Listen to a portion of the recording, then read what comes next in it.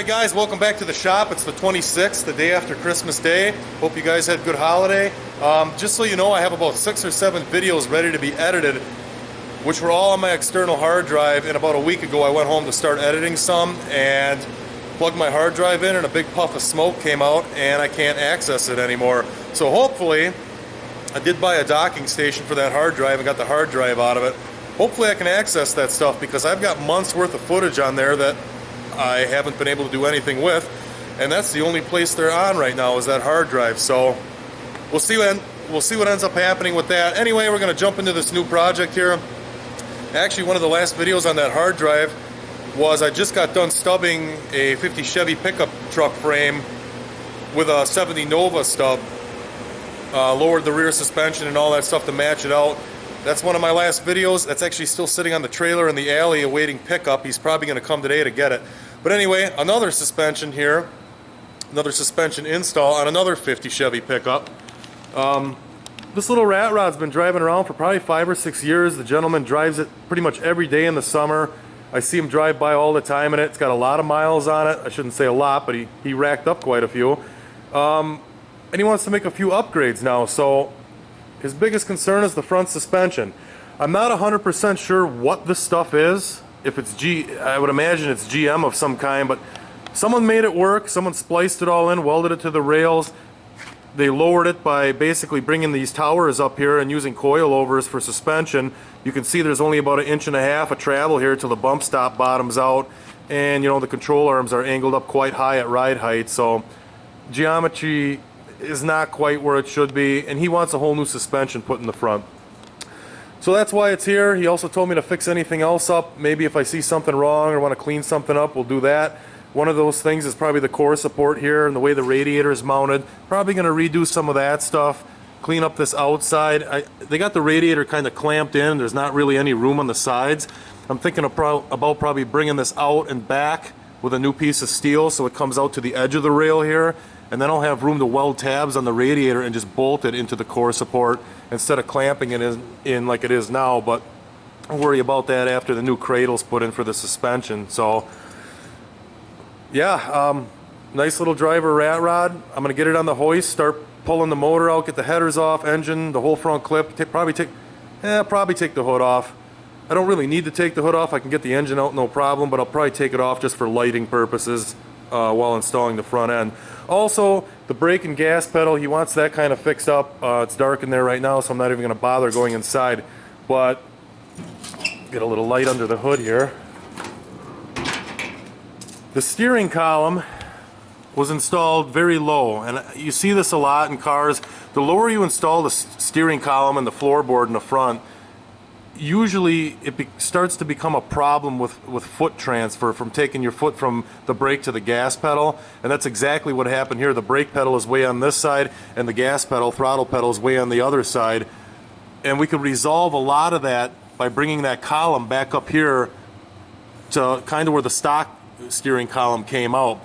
If we can make that work or not, I'm not sure yet. The steering shaft will probably have to shoot through the header up here on top, but that won't really be a problem as long as we can keep the knuckles away from the heat and it's just the shaft that runs through there. But we'll have to deal with that after the motor is relocated and the front stub is in. So I'm going to jump to it. I'm going to get this thing on the hoist, start pulling the engine out, get the torque converter bolts out. I think I'm just going to leave the trans right in it and jack strap it up to the rails for now. Don't really need to pull it out unless there's an issue on it. But yeah, we'll get it on the hoist, take a look underneath. He also said there might be a rear main leak. If the rear main's leaking, probably going to pull the oil pan, put a new gasket in it, and roll a new seal in the back. So let's get going on it. Alright, so before I even put it on the hoist, I'm going to get the hood off this thing and set in the bed. Give me a little more light under the hood so I can see what I'm doing.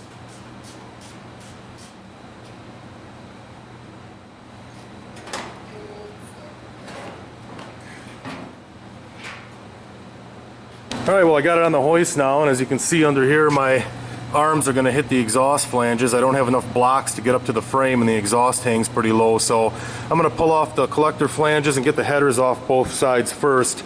That'll give me the clearance I need to get to the frame, and then I can just put them on last when everything is done, when it's off the hoist. And I'm going to unhook the battery real quick too. It's actually in the stock location under the floorboard on the passenger side. Get that unhooked before I forget and start taking off a starter with hot wires on it.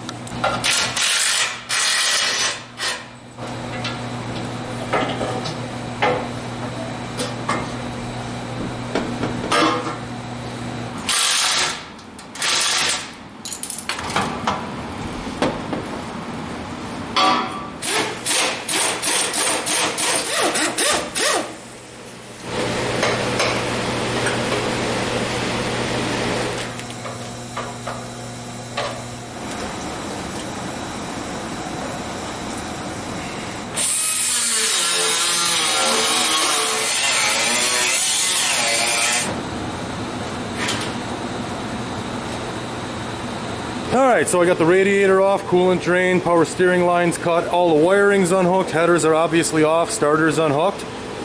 Carburetor, kick down, throttle, all that stuff's good. Gonna go downstairs and take off the torque converter bolts and bell housing bolts and get this thing on its way out.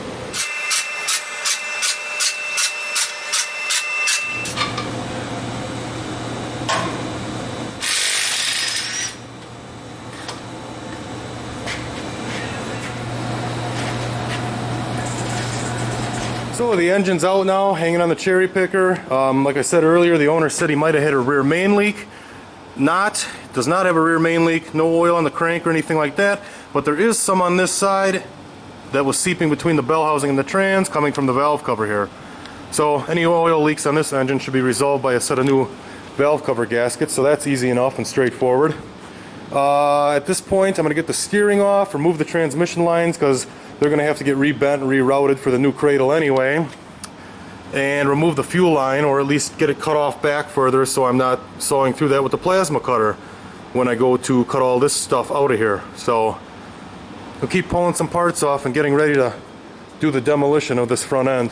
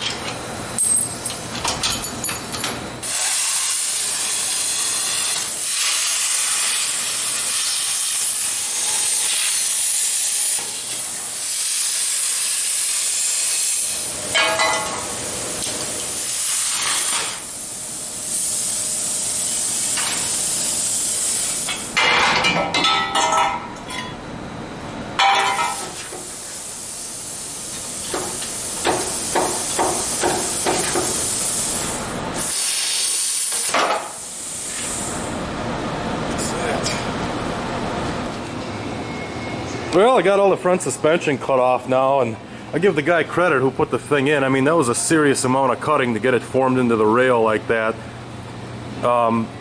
Which also is a problem for me because I need my original rail back. So with all that being cut out, instead of grinding all that weld off, trimming everything off the bottom down here and all that, and trying to patch that out and making it look original, I had just put that Nova stub on that other 50 Chevy pickup, and I actually have that frame out back. So I think what I'm going to end up doing is just clipping the whole front stub back onto this frame, and it'd probably be quicker and easier than actually trying to patch those holes. So I'm going to grab this one up back here.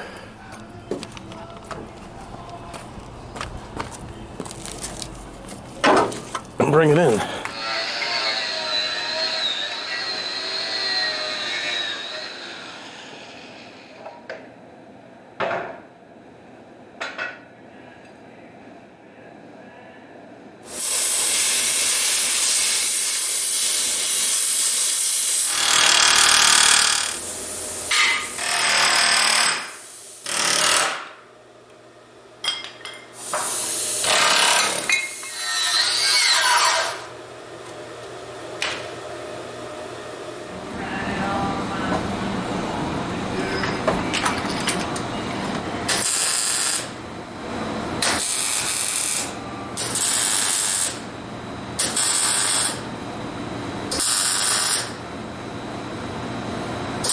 Alright, so everything's tacked on now on my Z back here.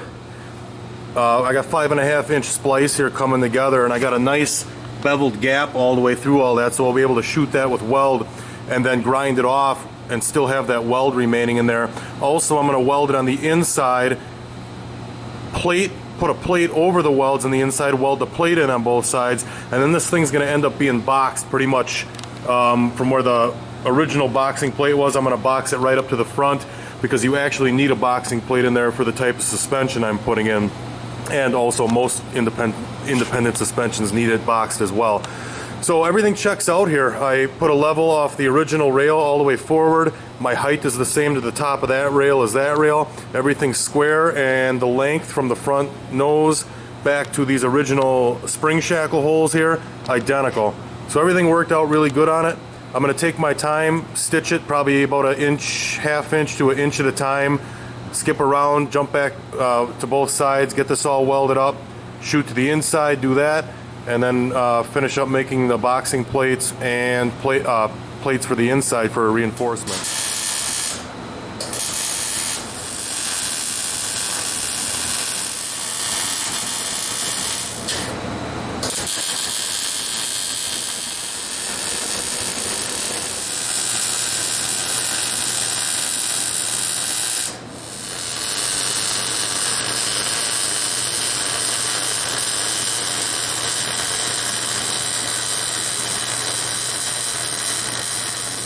So this is everything for my front suspension kit here.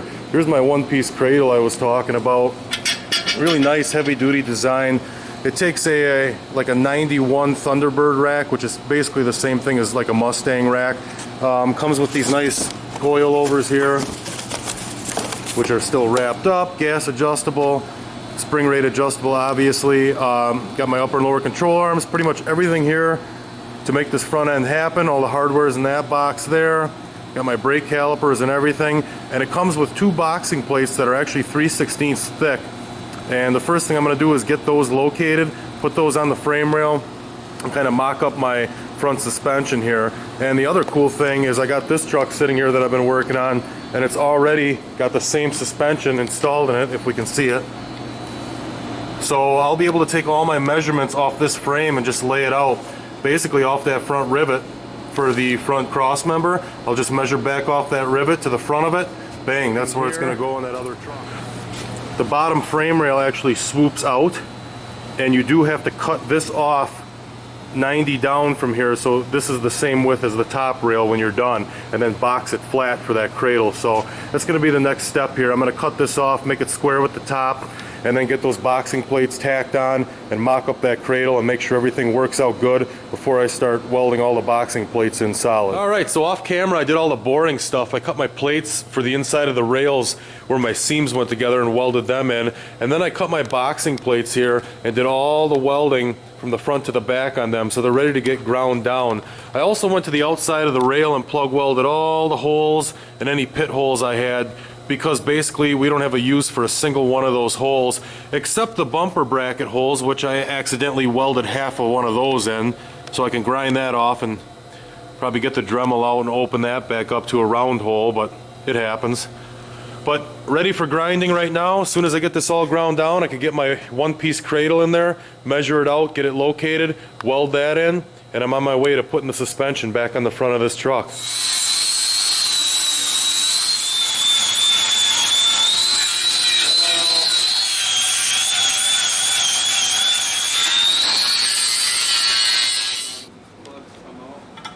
Explain to me why free is not as good as buying one.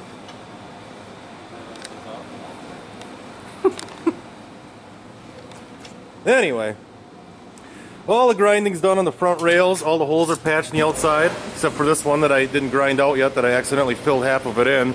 And luckily enough for me, I've got that truck over there, so all I had to do was go over and measure off these rivets here and figure out where the front of my cradle was for the new suspension, which I already have laid out on both sides. I verified that measurement from the front up here and from some holes in the back, so I know I'm 100% straight in the frame. Now all I got to do is lay the front cross member in, if I can do it with one hand.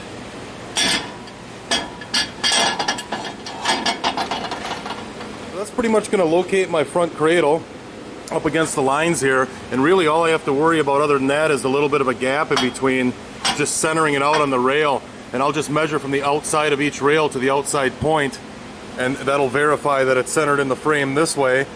And obviously if I'm on my line, I'm square this way, so I'm going to line that stuff up and start burning this thing into place.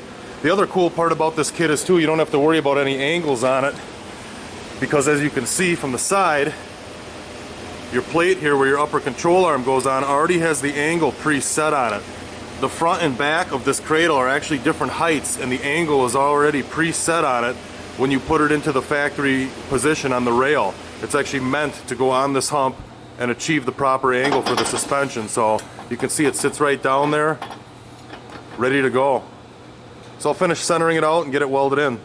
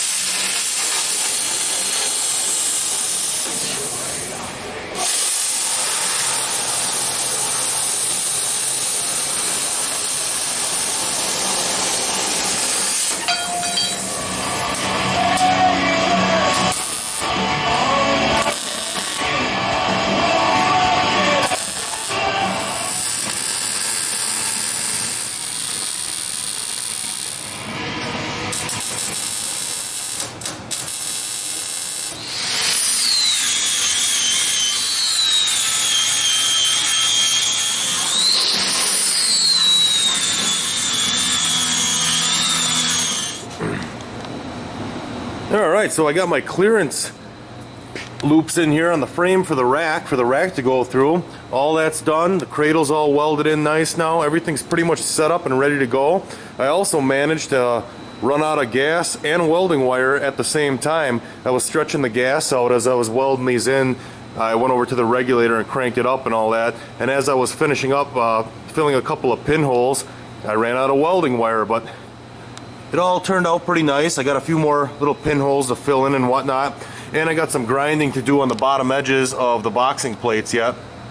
But I wanted to do that when the truck was up in the air, and I can't really lift the truck up in the air because without the engine weight in here right now, it's pretty back tippy. I actually got my floor jack under the back kind of holding it right now so it didn't fall off the hoist while I was doing the boxing plates and all that. But so the next thing I'm going to do then is put the engine back in, get it bolted to the transmission, and block it up and set it on the crossmember up here in the front for the suspension.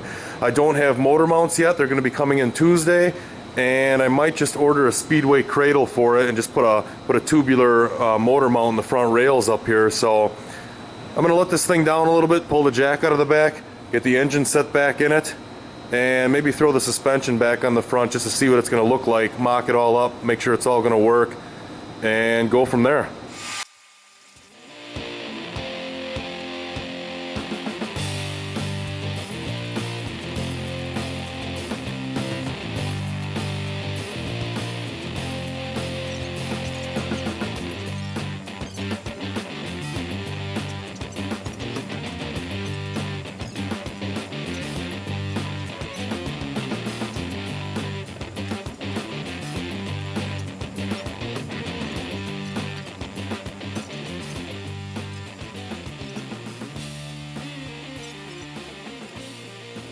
So we got the motor in between the rails now, and basically it just opened up a whole nother can of worms. Everything has changed drastically.